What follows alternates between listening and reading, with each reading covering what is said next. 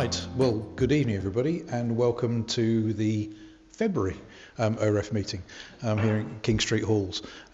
As you know, we're recording this because it's building up into quite a resource that people can look at a later date. So my thanks to Angus and to Mike for all the technical jiggery-pokery that's going on. Just to say we are using equipment that was we purchased as a result of a win of a competition, or third in the competition, from the EU some years ago, and this streaming of or recording of meetings is done in order to do two things. One, build up a resource, but secondly, it gives us a chance to stream things to colleagues who are unable to get here tonight, and we've got several people joining us online, for which everybody's welcome. So this evening, I'm very, very pleased to say we've got Erica and Susan here to talk to us about the planning and renewables, which you can read. I don't know how if you want to change your title around, but basically we all know there's a lot going on in Orkney, and we also understand the importance of the planning system. And I'm very pleased to say that colleagues from the council have been willing to come along and talk, particularly about aspects of the local plan and the evidence that goes around that. I'm not going to say too much more. I'm going to hand over to Susan and Erica. But the point is there will be a presentation, chance for questions, and then we can have a bit of a discussion about things, and then there are a few parish notices we can cover at the end. So hopefully all recording, all good. That's excellent. So with that, I'll hand over to Susan. The floor is yours. I thought I'd just introduce myself. First of all, I'm Susan Shearer. I'm the Service Manager for Development and Marine Planning, and my remit covers the local plan as well as the regional marine plan, archaeology, outdoor access, and the climate change officer also sits in my team, so I've got quite a remit. And we're going to talk to you about development planning, so that's policy planning. And bear with us when it comes to matters of individual planning applications. Firstly, we don't deal with them. And secondly, especially if they're a live case, we can't really talk about them in a public arena either. So I will probably not answer those questions for you. So just to tell you a little bit about me, I've worked in planning in the council for 21 years. I've done planning applications. I've written 2 local plans. I've written renewable energy policies specifically to wind. So I would say I've got experience of the planning side of renewable energy, and not necessarily as being a planner. It's totally different than being a developer, and there's so many strings to energy. So just to let you know, there may be some questions we don't know because we don't cover them in our job as well. So that's hopefully, if I press the right button.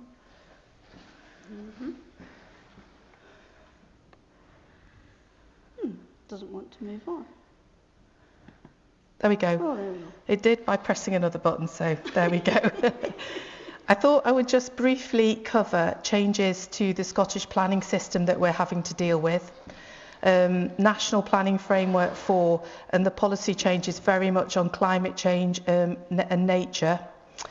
The review of the plan and where we're at, the policy that we have in National Planning Framework for renewables, or I should say energy is what it's called. And then Erica, my colleague who's with us today, will just introduce herself and talk through the evidence report that's been done there. But now in February 2023, the Scottish Government published a document for us called National Planning Framework 4, and that contains national proposals and also national planning policies. The National Planning Framework 4 forms part of our local development plan now. It's seen by the Scottish Government to, this is their language, not mine, front load the system and also deliver more certainty. So if a proposal is in National Planning Framework 4, there's a certain amount of credibility given to that development, and it's very much for the processes of planning that my colleagues look at, is to see the appropriateness of that development, not necessarily say yes or no. That's the kind of front loading and the certainty that's delivered there. So yes, it's important to see national planning framework for and the policies in there as our planning policies now, nationally and locally. It's set in law, we kind of can't ignore them, we have to work with them. And just to provide some context there, the years before it was published, and I know some of you here fed into that drafting process and helped write it, and with the Scottish Government during the COVID lockdown period, I spent a lot of time online speaking to Scottish Government planners about what this document should say for us in Orkney, because as you would probably know, quite a lot of it can be very urban and very central belt focused. So I'd say my colleagues, myself and my colleagues in Shetland and the Western Isles did a very good job in including provisions for islands and rural locations. I keep adding things into this presentation that weren't actually there, but hopefully it's relevant. The next thing is our next local development plan is going to be a 10-year plan. It's not a 5-year plan anymore. Or we can choose to review it at any point that is considered, there is considered a need to renew it. There's a number of changes to the process that has added time in how long it will take to get a new local plan. I'll go through some of them in a moment. The Scottish Government, again, their language, not ours, they expect the next local development plan to be more spatial and graphical and less wordy. They've written us the policies, is what they tell us. We don't need to rewrite them. What I'll say to that, that's not me saying anything. So we'll just have to wait and see with the review process what that actually means. Because when you read through it, there's lots of words in there that don't necessarily have a definition. So in planning terms, we have to look and provide definitions to certain words as they crop up. I've written the word here of infrastructure first, and this is something very much for housing and business allocations that they've put in, that we have to provide far more detail in how something has to be developed out or could be developed out. And infrastructure is considered to be, say, flood management, roads infrastructure, other water management such as management of surface water and then foul drainage, internet. They're very much wanting us to make sure something that's allocated can be developed. So these are some of the timescales we have. Erica's going to tell you a little bit more about the evidence report, which is the stage we're at the moment. Our drafting of that is coming to completion. We have to report that to our elected members for approval, and then we aim to submit to the Scottish Government in spring 2025, and Erica will tell you a little bit about what happens next to that.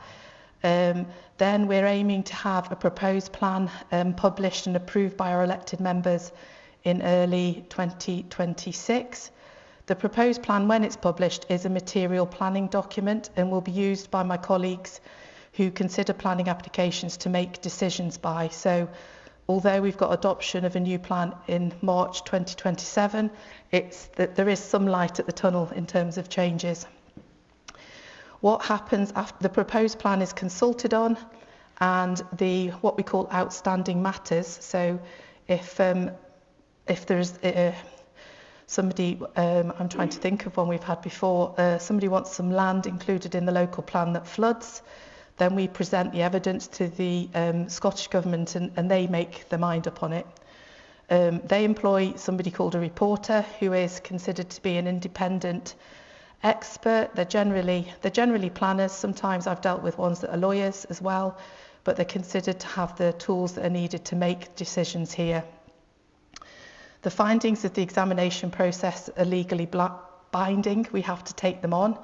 And then we do a number of admin processes, notices in papers, papers being publicly available, and then we can formally adopt the plan. So the date we're looking at there is March 2027. It's worth noting a few of these processes are new to us, so we're not sure how we do them, how long they're going to take. And so as we go, we should be able to tie in our timescales a lot better. One thing my colleague who's leading on this, Derek, has done is he's learning a lot from authorities that are just before us. We do that a lot in development planning, is we learn and potentially copy good examples of what's before us. So we've got a number of good authorities that are just hedging before us, so we are learning a lot about how they enter into the process.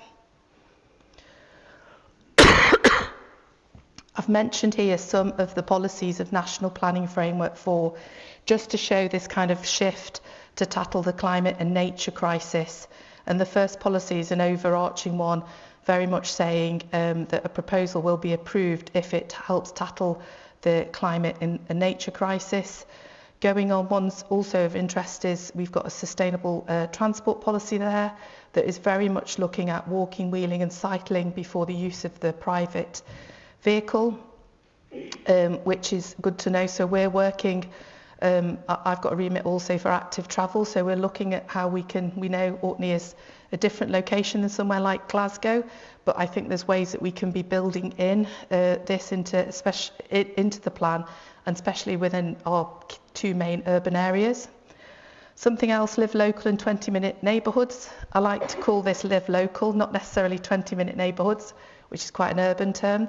So this is very much about neighbourhoods and how we live, and how we can maybe design places to get around better by means of walking and wheeling and cycling, to maybe make decisions like buying our loaf of bread, taking the kids to school, going to an evening class, rather than always being in the kind of carbon vehicle. And then again, policy 19, heating and cooling. So that's none of that is anything that would be surprise anybody in the room today, but it's very much looking at co-locating a development that produces a lot of energy to maybe a housing scheme. So the council is looking at that at the moment. So the policy for energy, really to paraphrase, and when I look at it from my previous experience, it's very similar to what we've had before in the past from the Scottish Government. The main element here is that we've done in the past is we had a spatial strategy. So that's where we used lots of mapping to look at areas that had high designations on them where wind energy maybe wouldn't be a good fit. And we produced these red, amber, green maps.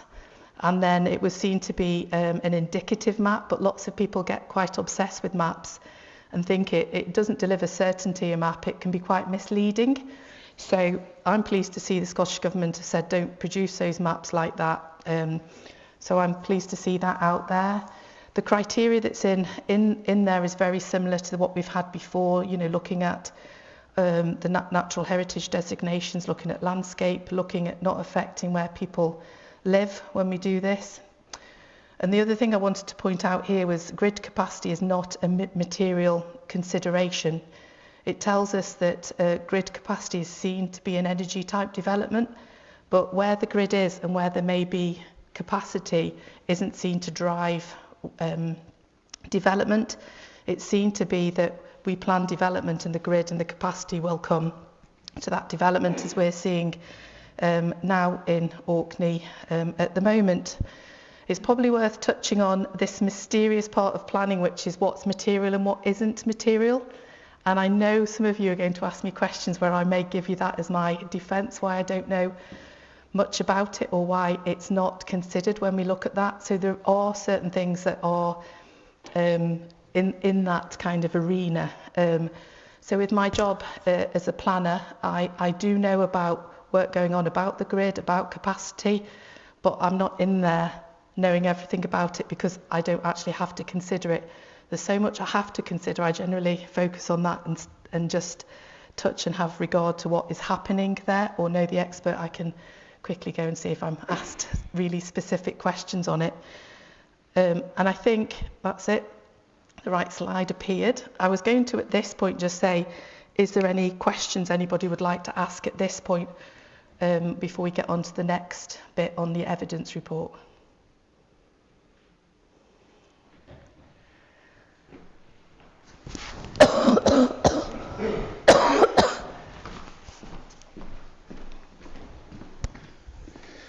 Thank you.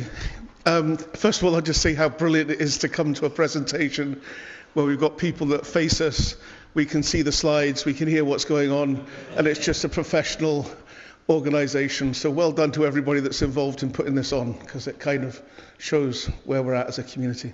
So, Susan, it's fascinating, and just to see some of this new wording coming out of government. I was intrigued on the last slide where it refers to this grid capacity, not material consideration for energy proposals. And that, at the moment, as it's presented, seems quite an incredible kind of proposition to make. As we all know, in Orkney, we've waited 25 years because the grid wasn't there when it was needed. And then when it comes, it's maybe bringing more than we need. And, you know, there's all sorts of things going on there. So that's something that I think would be really interesting. Maybe we're not going to resolve it today, and I'm not looking to you to resolve it, but I would say it's definitely an OREF type thing to get into. And I don't know, do you have any more insight into the background of that, or is it just something that, like, is there an opportunity for us to go back to government and say, is this real? You know, do you understand what you're saying with this? Yeah, it's a strange one, and since my time dealing with energy from a planning perspective, it's been in, it's been out, it's been in, it's been out.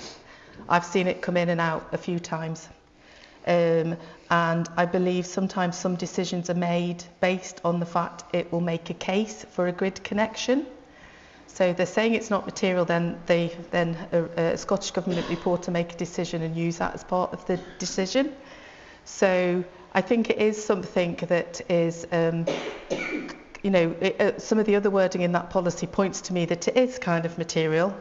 If you were going to get a fancy, highly paid planning lawyer on it, I think they would argue that it is material. I think you could have arguments both ways. The fact they've put it in a national planning document that's got statutory weight behind it gives it quite a sucker punch. But it is something that, especially for our location here on the Isles, you know, it's been key. We've needed all the renewable energy to get the capacity here, and now you're in that position, like you say, it's got even more capacity. Then you think, where can this all go in Orkney? So it's a good one. I don't know. And is there a forum where we could make representations back into the system or present a case for Orkney? Like, because it contrasts with earlier on in your slides, there was something about infrastructure first. That's what I kind of put that. I thought that was interesting, because when they talk about infrastructure first, the government, they're really talking about housing development. They're not necessarily talking about this, and then they say that. The government also haven't really given us a key definition of what is infrastructure. They've given us, like they've said, something like people should be within 20 minutes of a doctor's. So we pointed out to them, how does that work if you live on West Street? Or I'm thinking of an island without a doctor's, that's a bad example. If you live on Edie, how does that work? Yeah. You know, so they say things like that, then their other policies don't actually support that. But again, it's a bit of a conundrum. I mean, I will try and find out who would be good to feed that in. It's probably a Scottish Government planning question. I'll see. I'll get a comment. I'll get an email address for you. Thank you. I'll maybe come back later on.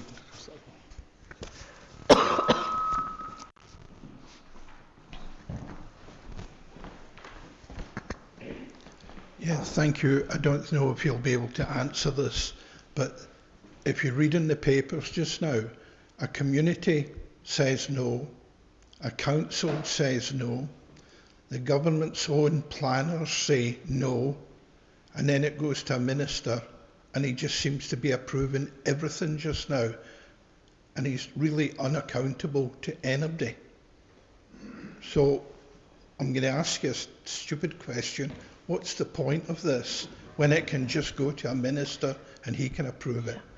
I suppose I can answer that in several ways. I can give you the political line from the council. I can give you the line I'm going to give you the line as a professional planner, and that is, there is an opportunity to have your say and state your case, even though that happens, and have your words in black and white when it's being considered, and put yourself out there. It does give you that opportunity. But in some ways, I totally agree with you.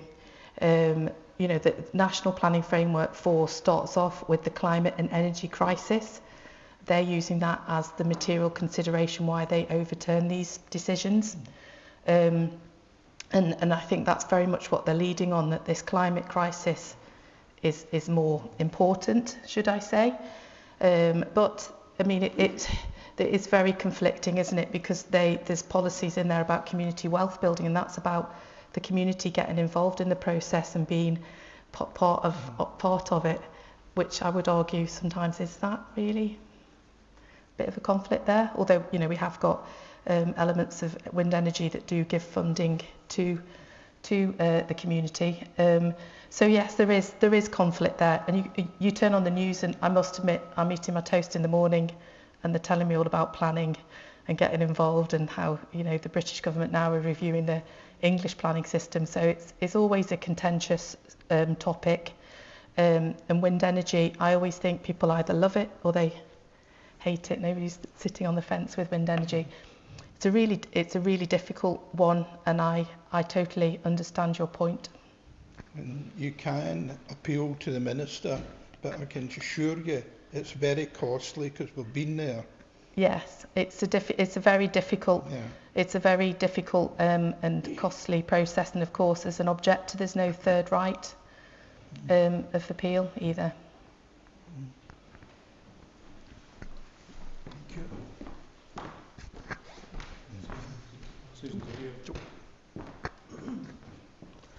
Yeah, just trying to learn about your job. So this is local planning. And so I guess on one hand, they're saying that last point that Gareth was talking about, that if a local government says no to somebody who wants to be planning and speculating about building a floating wind farm or something, because there's no grid connection, then like, no, that's not a reason. Those guys are accepting the risk. They're going off and doing what they want to do. So, but the first one is the one that I'm interested in, which is, okay, as a local planning body and the decisions you might make, what does encourage, promote, and facilitate mean in the context of those things? How do I say this? Yes, now planning is great at fluffy words. We love them. Now, every word you make, so when I have a local development plan and I've got somebody challenging it, and usually the big sectors do employ fancy planning lawyers. So we get them from wind energy, we get them from aquaculture, and they would just point that out straight away to me and ask what definitions have you got behind those, because you could do all of that and not actually have any renewable energy. So if I was writing this, I would choose different language than that. So sometimes the Scottish Government, when they're writing words, are trying to be positive and promote and go forward like that, and sometimes it doesn't necessarily commit and provide it. Yes, I totally agree with you, and that's what we find with a lot of the wording in National Planning Framework 4 when we're looking to use it. We're challenged on some of these things, and we will write a supporting document against this to give that a little bit more credibility and definition so it can be used more easily. For instance, they say also in National Planning Framework 4, wind farms will not be allowed in national parks and national scenic areas. So I read that and go, what's your definition of a wind farm? They haven't given us one. Okay, because I guess I'm just wondering how many of those things, transmission, distribution, low carbon zero emission technologies, hydrogen, carbon capture and storage and utilization, how many of those are things that are, at a local level, a thing that you'd Well, all of them, I'm going to put my glasses on so I can totally read it. Yeah, we deal with onshore and offshore, although offshore wind energy is decided by the Scottish Government. So onshore wind is the one that looks like a local council, it's about what you put where. But, the grid development. So if I go through all of these, what do you have to say about that? So lots of the things that are written here don't actually need a formal consent from the planning authority, But when they're writing this to set the context of planning for Scotland. So if you're a Scottish Government planner who'll be deciding the offshore wind energy, this is the document you'd use to decide that by. So it's not just for us in the local authority. For instance... okay, that's the part that I wasn't understanding. I thought this was specifically what you at Orkney level were having to try to do. No, so this is a national document for all the whole planning arena, and also would be material to licenses as well that are I'm not a total expert on that, so don't ask me too many difficult questions, but this is it. But a lot of these we do. And also another thing to explain, we've got something called permitted development in planning. So a lot of your statutory undertakers don't actually need formal consent from the planning authority. They put in something called a notification, so they're telling us it's happening.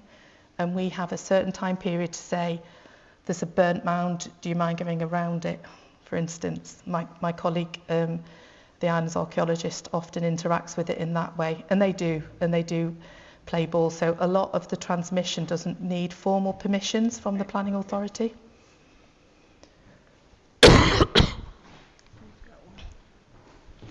I've got my own microphone. How about that? I just wondered what no longer need for a spatial strategy means. Can you explain what you mean by that? Yeah. So spatial, very basically, is maps in planning terms. So it's something that's come in during my time in Orkney. Instead of writing loads of words, we now produce all these maps, and they're coloured, and the colours show things, and we've got dots and we've got lines, and we love maps in planning. So what we produced for the last couple of wind energy documents and energy documents is for wind farms, and we provided a definition. Don't ask me what it is. Don't put me on the spot. We provided a map that provided areas where it's a no, areas where it's a maybe, and areas where it's a yes. So we went for the red, amber, green colours. Now, the no areas were very much like you really need to provide quite a lot of extra information, and then it might be okay. So it's probably areas where we've got international habitat or species that are very important. Somebody like Gareth's company probably will be doing bird studies, watching birds fly around and nest and play and sing, and putting that data in. So then the proposal can be shaped to make sure that important species is okay, and the wind turbine can go up. So it was very misleading, because a lot of members of the public were looking at it and going, but this says red. Then I'd say it says indicative. So it's very misleading. I always felt it was. So I actually quite like the thought, we'll map it all and we'll show you all these important areas, but we won't be saying that kind of red, amber, green. I hope that clarifies that, because it's a daft term.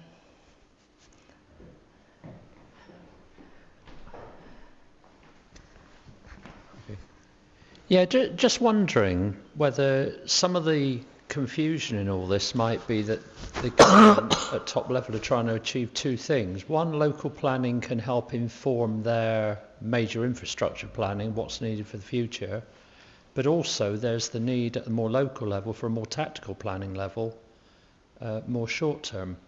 So I think reading some of this, some of it's very localised potentially, and some of it is more seems it's to feed information back up the tree. Yes, I would agree with that. When we were interacting with the Scottish Government on the drafting of National Planning Framework 4, we were having to do quite a lot of work to kind of promote Orkney on a international stage, so that they would look at proposals they would see of high importance. So in the planning system, I'm going to forget them now, you've got major, national, I'm looking at Erica to see if she remembers, major, national, you've got 4, I can't think of the last 2, you've got 4 types of sizes of planning applications and where decisions lie. So the government does give things quite a hierarchy of where decisions should be made and how they should be made. And very much when we're doing a lot of this work, we're doing it with other colleagues, and we're looking at that more tactical approach, and we're looking at it from a perspective of, this probably happens out with my team, but we interact with them and tell them what planning is saying, and it's happening more looking at it tactically for Orkney. Other colleagues look at that. Erica's just put... I'll try not to burp into my microphone, excuse me. There is a point that relates to the question you asked Susan, and the point is that a lot of the applications for energy schemes or their supporting infrastructure that would have been a major application, so decided probably by a senior planner in the main, are now to be down as national applications. So they've made that change for a lot of the energy applications. Sorry, I can't remember the other two though, apologies. So in some ways that's the Scottish Government saying they're streamlining the system to make the decision easier. That's my thought. Yeah, so I think I'm buoyed by some of what you say, and then probably very worried about some of the ways that the government's laying things out. And one of the things that's in my mind, and again, this is kind of setting up a discussion probably over the evening and maybe onwards, is that the timescales are for the plan to be established by 2027, and then it could be a 10-year plan. By that time, as a community, we've declared our climate emergency. We've said we want to decarbonise our economy. At the moment, we've got a 2030 date in the system, which is obviously going to be very, very difficult to reach. But you would hope maybe with everything we're doing that we wouldn't be sitting there in 2040 and not being decarbonised. So this plan is going to take us through to a decarbonised state where all of the infrastructure that they're talking about, housing, roads, boats, aircraft, and our houses and our offices and, our industrial sites and our farming and all of that is going to have to, and fishing is going to have to go through some kind of process. And so I wonder whether, and again, you've pointed out the deemed consent issues, which we're all living through at the moment. And that's causing potentially great problems for us, I think, as a community. And so certainly, as I said on Thursday, what I would like to feel is that as a community, if somebody said to us collectively, not just the ones in the room, but in our community, let's map out what we think Orkney could look like in 2040 as a decarbonised community, and where our generation would be, where our fuel conversion would be, where our infrastructure would be, where our charging nodes would be, all of those things, I think we could come up with a really good plan. And it would be a spatial plan. And what we then need to do is to have the political might, if you like, within us as a community to, obviously within our community, we can put pressure on people to match that. The challenge is the other organisations that come in with different rights to assert, their position. And that seems to me to be the crux of, if you like, a classic OREF conundrum, is how we can use the knowledge and expertise that we've got across our community to actually shape all of these developments in a way that's good for us, which in the end is the most important thing. It doesn't mean everybody's going to be happy with it, but at least it would be shaped in our vision rather than somebody else's vision. Is that something that's too far-fetched for us to aspire to? That's probably a general question maybe to pose for later. I'm not asking you to answer it, but... I'm glad you're not asking me to answer that one.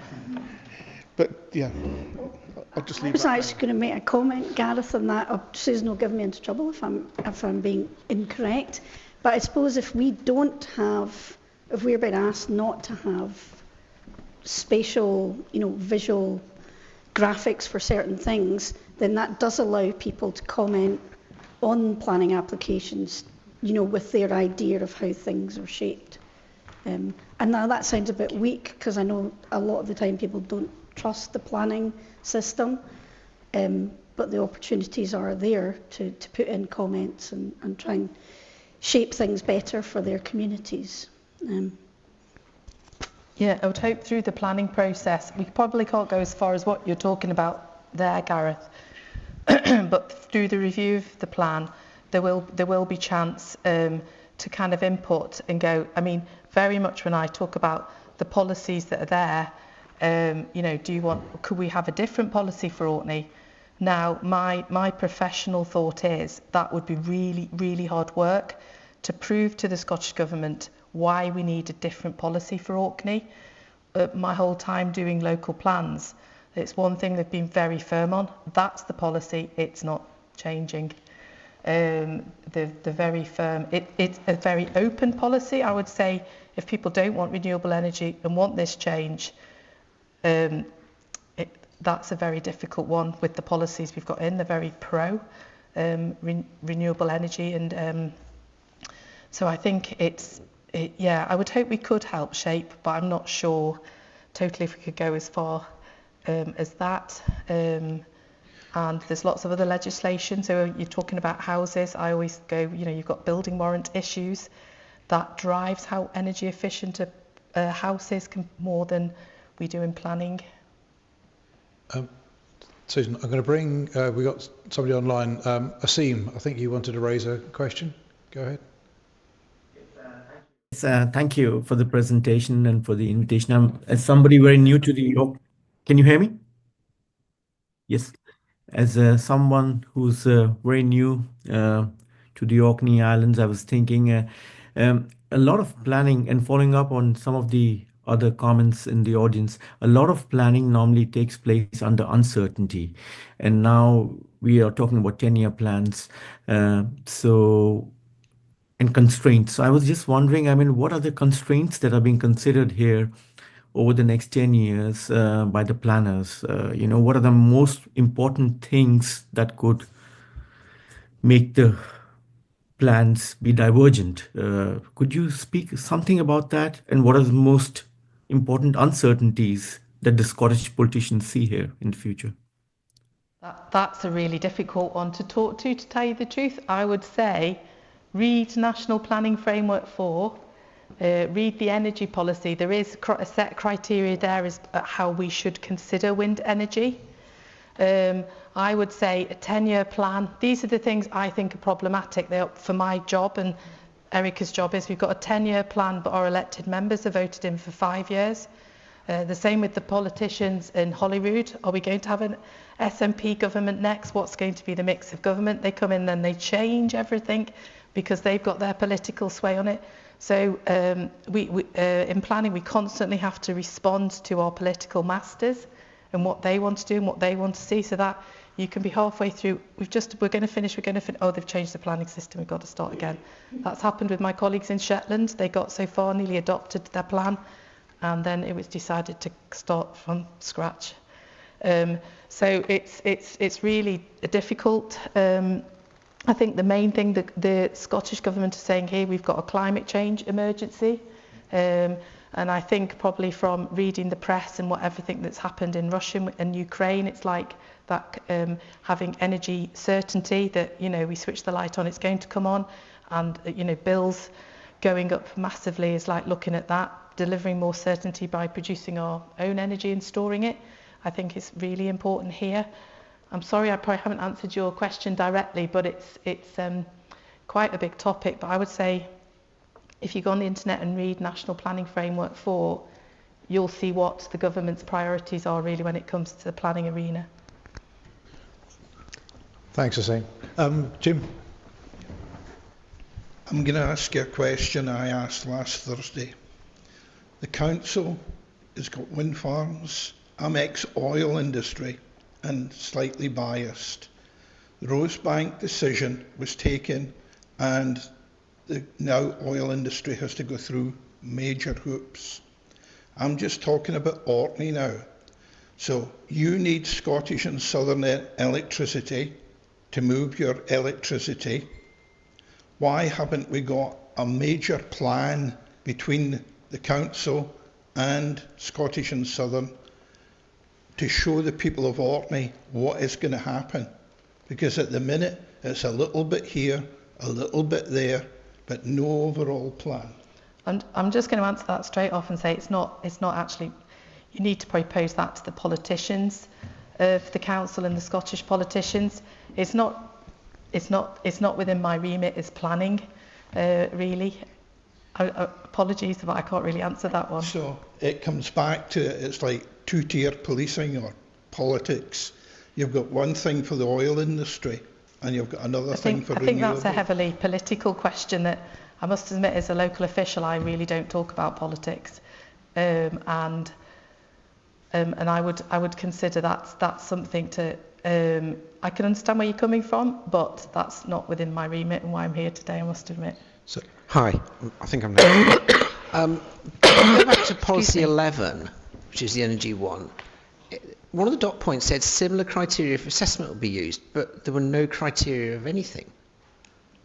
Again, I didn't write the whole of National Planning Framework for policy down there. So if you look at I said similar because they've not really changed from last time we looked at it, and that's probably what I meant. Nothing on that criteria jumped out at me as, oh my God, they've added. It's all very similar, so such as considering aviation, telecoms, so wind turbines don't affect communication. Sorry, I should have gone a bit further there. So again, if you look at National Planning Framework 4 and that policy, you'll see them all listed down there. Me and Erica felt like we didn't want to bore you to death by PowerPoint, which I'm very good at. Good, thank you. I was just going to respond to Jim's point. I think Jim is absolutely right. There is a complete vacuum as to an overall picture. I think you're absolutely right. And that was something that came up a couple of times on Thursday at the SSE meeting. And there is a need to do that. So I think from an OREF point of view, we can express a part of the picture. I think there are documents that have been produced by SSE, some of them not very well, which explain their view of how things could be. But there is an absolute need to draw it all together. I think you're absolutely right, Jim. It is very piecemeal at the moment. And if we're going to have a holistic transition, we need to do it as efficiently as possible. And so I think that there is a yawning gap there. Should we get on to Erica's that would be great. piece? If that would be, we can take some more questions later, if that's all right. Yeah. I know, sorry, you might find my wee bit very boring compared to all the questions you've asked Susan. Yeah, save some questions for Erica is what I'm going to say. I know you need to show me what button you were using, Susan, seen as the normal buttons. Oh, that's what I did use. Oh, that's funny. Yes, Susan, you can go and sit down there. Thanks. Okay, so I'll introduce myself before I start. I'm one of Susan's newest staff, so I don't have the vast knowledge of this area of planning that Susan does. I was actually a countryside ranger for 20 years, and during lockdown I did my master's in planning. It's not abnormal for a ranger to go into planning, it's just because we already have statutory work to do, so it's quite common. I worked as a research planner for a while, so I went from the countryside to the town, because I was doing all the retail surveys and the vacant and derelict building surveys. And I was thinking, they'll use things that I've got an experience of when I come to Orkney Islands Council. No, you can be asked to do anything. And energy and minerals fell on my desk. Mainly because they're quite unpopular, believe it or not.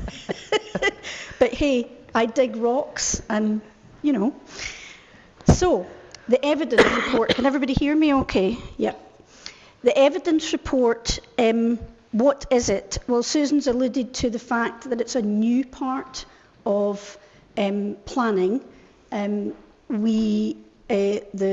can't even remember what it's called, the Planning Scotland Act 2019. So they introduced the new way that we would do the local development plan. And the evidence report is the first stage of it. Now, I think people think that we're writing policy at this point, but we're not. It's basically a research document. And, I find it really difficult to talk without moving about. It's a research document. We write it to show that we understand certain topics that we have to write policy on that go towards making up the local development plan. So it is divided into, it's for the Scottish Government, which I think Susan said, they ask for it, it's a statutory requirement. We have to prove that we have enough knowledge and understanding of our policy areas to go on to write that plan. What is in it? Well, we as Susan said, looked to some other councils that had already done them for good templates, good amount of topic areas. Nobody has gone for doing 33 topics that relate exactly to all the National Planning Framework policies. So there's basically 18 topics in it, or schedules as we call them, and some of them will relate directly to one policy, some will cover a number of policies that are in National Planning Framework 4. And obviously for tonight, you're interested in the energy one, so all I'm really going to do is outline what's in that and why. I won't tell you everything that's in it. As Susan said, I was like, I can't speak to these people about just a list of stuff. So I'll give you an overall picture and you can ask questions about it. So energy comes under Schedule 4. It's a standalone. It doesn't cover any of the other policies, although it does say where it relates to the other policies. What we've got at the start of our schedule is a list of documents that we've had to look at to find evidence about that subject. It sounds a bit university this, but it's kind of like being at university, to be honest, the way you studied it. I had 32 documents listed for energy. I did actually have a list of about, I can't remember, it was somewhere nearer 50 or more. But I thought it was too much, and a lot of them overlap. And the reason for that is because they're all feeding off each other, policy and strategy. What I've got listed here from NPF 4 downwards are the list of headings in the evidence report. And I'll just briefly go through them just now. If I'm not brief, you can interrupt me, get me to shut up. So each schedule is headed with its policy context in National Planning Framework 4, whether that's just one policy or a suite of policies. And I don't think Susan mentioned this, even though she gave us so much information, but Policy 11 Energy in NPF 4, it does state that significant weight will be given to the contribution that a scheme makes to renewable energy generation targets and green gashouse emissions, as you would expect it to. So they're basically saying that's always going to be an overriding consideration, even where there are constraints. Also, NPF 4 has a section called, I don't know if anybody's looked at it, it's not like a bedtime read, wouldn't recommend it. They're called National Statements of Need. Now, a national statement of need refers to what we were talking about with the layers of planning hierarchy. You know, if something is of in the national interest, if you like, and which most renewable energy is, and its infrastructure, and that it will be listed under the National Statements of Need. And interestingly, our little group of islands has two things listed in the National Statements of Need, and that is the Orkney logistics base, which is the extension of Hatston. And you may be thinking, what's that got to do with energy? Because it actually allows infrastructure for energy to be brought there, docked there. It just relates to energy in terms of logistics, I think would be the best way to simplify it. And the other one is the Future Fuels Hub.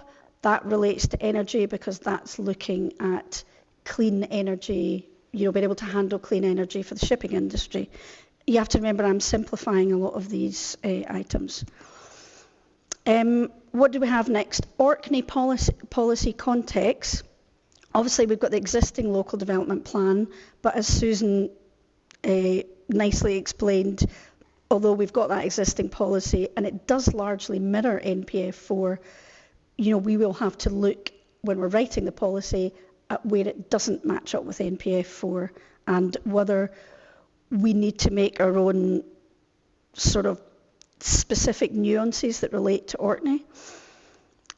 We've also, interestingly, I don't know if anybody commented on the draft regional plan when it went out for consultation, but it's a really nicely written document and it has some sector policies that relate to ports and harbours and subsea cables and offshore energy, so that relates back to energy as well. Then we've got a suite of topic-specific plans and strategies. I told you this was quite dry. I'm not going to list them all, but you're welcome to ask about them. You know, they're things to do with if there's a hydrogen plan or a hydrogen strategy. We would list those as well.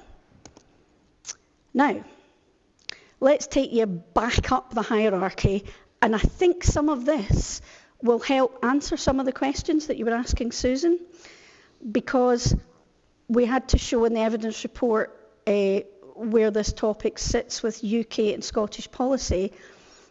A lot of you may know that energy is not fully devolved to Scotland, okay? So it is actually a reserved matter for the UK government. What is a devolved matter is the sort of planning level where we will process planning applications and so forth, whether at a national level or the one underneath major, or, you know, more micro schemes. So because of that, it means that the policy, even that's written by the Scottish Government or us, still has to reflect back up to UK policy. And of course, the whole thing is driven by the climate change context. I don't need to tell you all that. You know what it is. There's certain targets that are set. But interestingly, sometimes the targets between Scotland and England are different. Orkney has set some own targets, I think, in its energy strategy. People were talking about capacity. There's a figure I saw somewhere, off the top of my head, I can't remember which document it was in, but Orkney and their strategy are looking to produce 300% renewable energy. So that means 200% more than we use, I get from that figure. And that, you know, it brings in that question about capacity, but I'm going to revisit that later down. So the evidence report also gives an outline of the status quo at the moment in the place you're writing your policy for. So what I did was, that's probably just me, it might not be needed, but it was quite a nice thing to do. I gave a little brief history of energy in Orkney and the fact that because Orkney's off the gas grid, it's always been a very innovative place for producing renewable energies.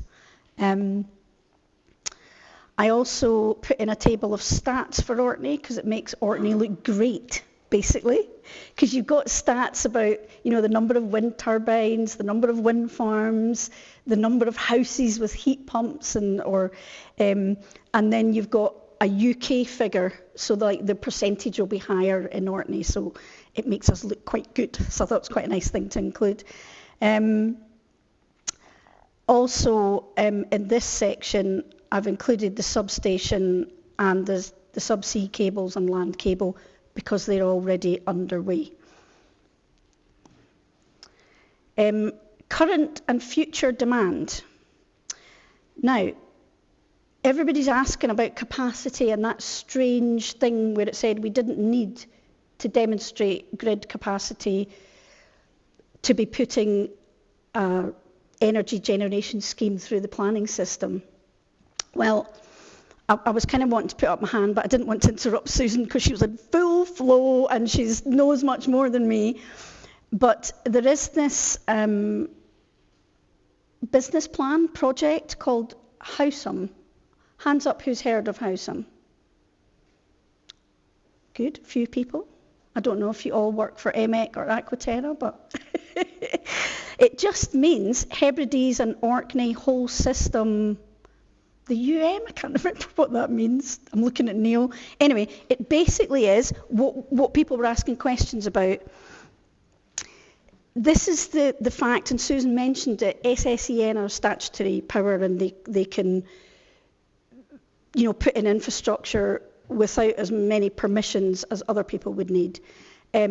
They also look at what they think future demand will be. They look at how they need to build the grid to cope with that future demand. So they're actually working on that in the background.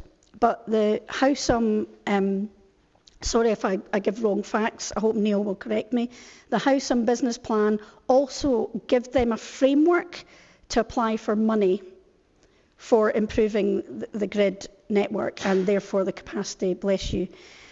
So that's what that does. And future demand, well, we can all see the future demand going up in front of our eyes because that's electrification of everything, heating, cars, you know, the ferries that they're hopefully getting soon, and just anything.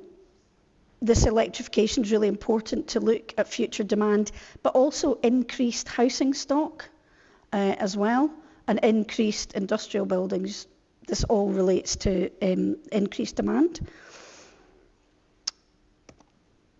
Now, implications for the proposed plan. Don't get excited. This still isn't policy that we're writing. These are just some of the things that were highlighted for the energy topic paper. So the electricity grid development, if we get feedback, you know, proper plans from SSEN, transmission and distribution, because they're two separate bodies, then we will know areas that may need safeguarded for cables and so forth. Also, the Orkney Harbours Master Plan is very important. Some of the schemes in the Plan 1 are underway, and that's the Orkney Logistics Base and the Scapa Flow Fuels Hub. But there's a Plan 2, and there are other proposals that support the energy industry partly that will come up in that. We also need to make sure, and Susan alluded to this, that we have appropriate locations for different energy schemes. And the reason why I say that partly is because one of the big constraints in Orkney are the sensitive ridge lines. Now, I presume you've all been to the Neolithic heart of Orkney. Sometimes when people live in Orkney, they don't go and see touristy things. But the sensitive ridge lines are the hills round about. And I'm not saying this will definitely happen because we have been told by both governments that the landscape will change because of the amount of renewable energy we need. But we are trying to protect the sensitive ridge lines. And that just gives you a wee idea of what's in a scheduled document for the evidence report. Any more questions?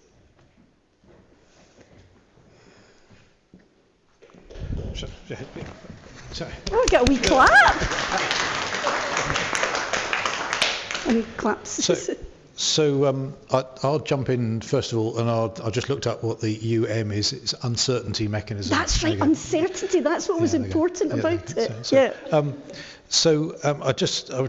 I'm just interested in the process you're going to go through, because obviously there's a great collection of data that's going on, and OREF has expressed concerns in the past about the accuracy of some of the studies that have been done, particularly by people from outside of the county. And we're aware that there's been some work done from consultants, which is just, we think is just wrong. And so I'm just wondering how we can go about making sure that some of the bits that are everything that's in the report is actually as accurate as possible, because it's very easy to not it's very easy. It'll be unfortunate to come out with something, put it on the table, and we all go, well, that bit's not right. Well, that bit's not right. What have you got a mechanism in your mind to help use the expertise we've got in the county to help make sure that the information you've collected is actually contemporary? So, for example, I'll give you a case in point. We've been working a lot on hydrogen in the past. We've done various pieces of work. There is an Orkney hydrogen strategy, but frankly, it's very badly out of date. So it would be unfortunate if that was relied upon in the next document when we know things have moved on in the intervening 4 or 5 years. And I just wonder what you envisage the process is and how we can help sort of get it as polished as possible. It's difficult. We have used very up-to-date strategy and policy for evidence. I think maybe there are, I don't know how to put this in words, ground-specific matters. I don't know if that's what you're referring to, Neil, where that are maybe not relevant to the writing of the policy. You might think they are. I don't know. But it's so high level, the energy stuff particularly, as I say, because it comes from UK and just sort of filters down with pretty much the same language.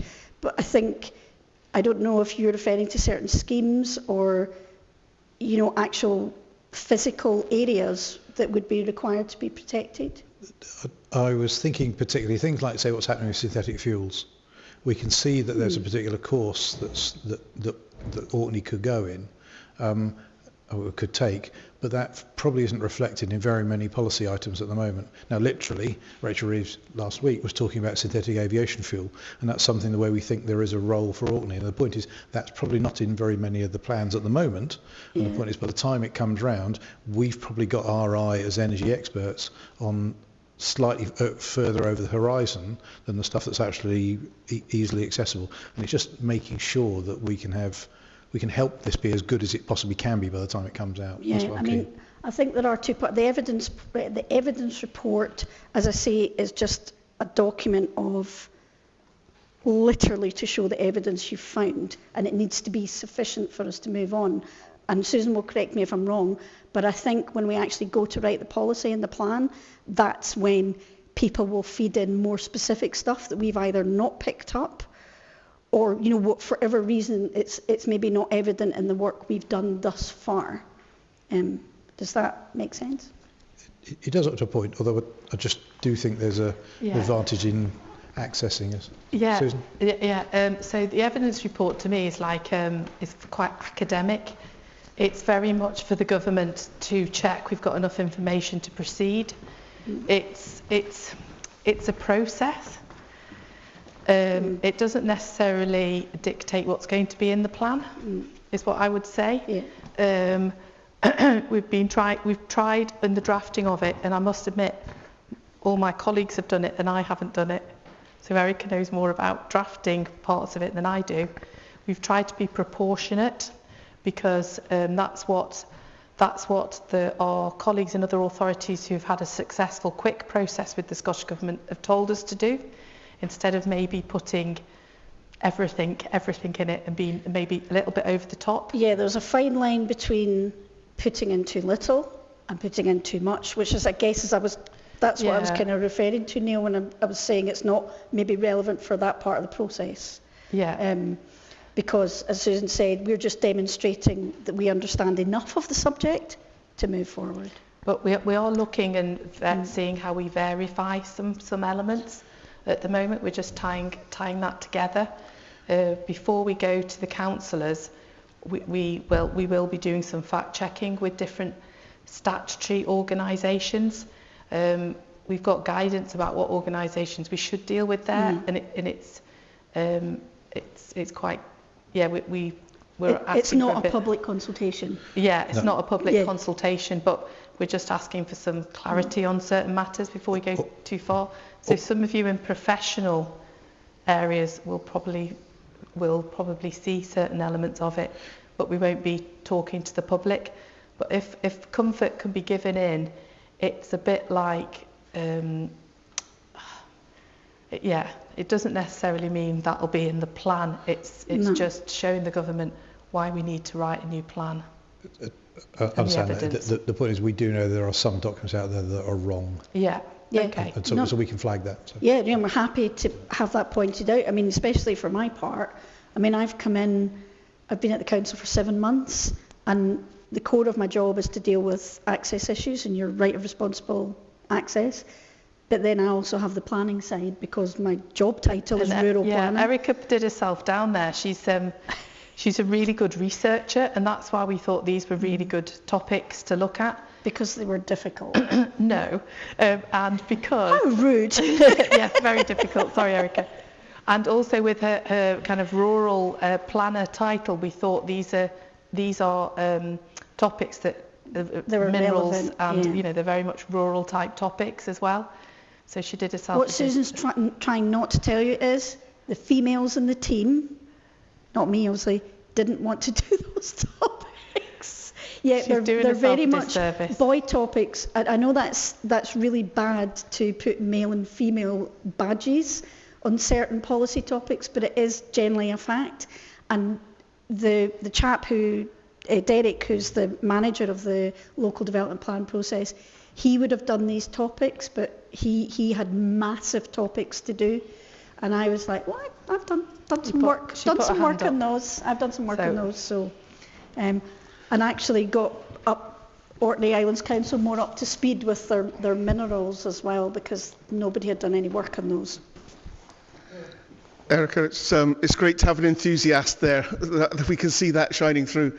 Maybe to build on what Neil's saying, and we focused on energy, but I presume the plan, as you said, looks at housing, it'll look at jobs and employment and all the other things. And I think what OREF has tried to do over the years is make sure that when we talk about energy, we talk about it in the context of climate change and social development and infrastructure and all of these other things. And I'll come back to the housing process and some of the inadequacy of the planning that's being done by others at the moment. But I think what we've striven for over the years is to make sure that there's a joined up case. And when Orkney does things well, it does things well in the knowledge of everything and comes up with a good solution. And when we've made mistakes, it's probably because somebody's gone off in one silo and not thought about the other implications. So I think, in terms of energy and what energy does for Orkney, the jobs that it brings, the wealth that it brings, the green, the decarbonisation that it brings are really important things. And I think one of the things that I've really struggled with recently, as everybody knows, I'm kind of wedded to the energy journey, is the fact that maybe we've not thought about the people, the householders, the infrastructure, along with the infrastructure. And so I'm a little bit concerned that we need to make sure that those things are dealt with in the plan, because what was discussed again on Thursday, where SSE talked about their undergrounding strategy. Undergrounding is great for the birds, but it also means that there's then corridors going beside houses, and there's going to be hundreds of thousands of tons of stone being shipped around Orkney to make the haul roads that do that. And I don't see any of the planning process yet dealing with that, and we've just seen the start of it, but it is going to get much greater. So I just think what we've got here in OREF is a bunch of people across all the disciplines that have built wind farms, not just here but across the country. We've got people that know the civils, they know the works that are needed, we know the environmental implications, we know the social implications and the economic implications, and surely that is a body of expertise that would be really good to mobilise within and it might be an evidence base to support your evidence base. It may not be your primary mechanism, but I just think, and just to go back to the housing thing, to emphasise it, that OREF and a number of our organisations are in a discussion with SSE about that process. As it's currently configured, it's totally inappropriate for Orkney. It takes us to 2050 for decarbonisation, which is totally unacceptable given the progress that we've made as a community.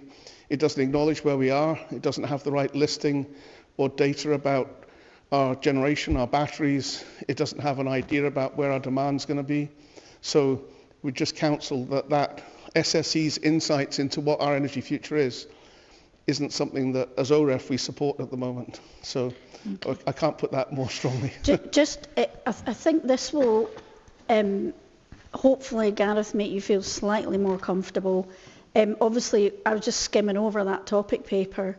There is a lot of linkage in the topic papers between different policies, and actually, funnily, because you mentioned it there about the road, building road networks and all the minerals needed. I have actually, it's helpful that I did energy and minerals, because I've actually, and I know we need housing as well, but I have actually proposed implications for the minerals plan is that as infrastructure projects go up, we will need more local minerals so that we're not shipping minerals from. So I've suggested that we look at safeguarding wider areas for quarries that are lying dormant and so forth, quarries on the different islands. So that's one of the things that you know, we've linked with energy, but there are other links. That was just the one that comes to mind. And if I could just say on that as well, I think how you're speaking as well, Gareth, it might be good when we start writing the proposed plan to have a session with OREF and have it so it's more interactive. So maybe have topic tables and we get your ideas and have a look at that, kind of the vision for Orkney and how things can be interlinked. It would be good. My job as a planner, you know, I like to think we get told what to do a lot by the government, by our elected members, and there's one here, can't say too much.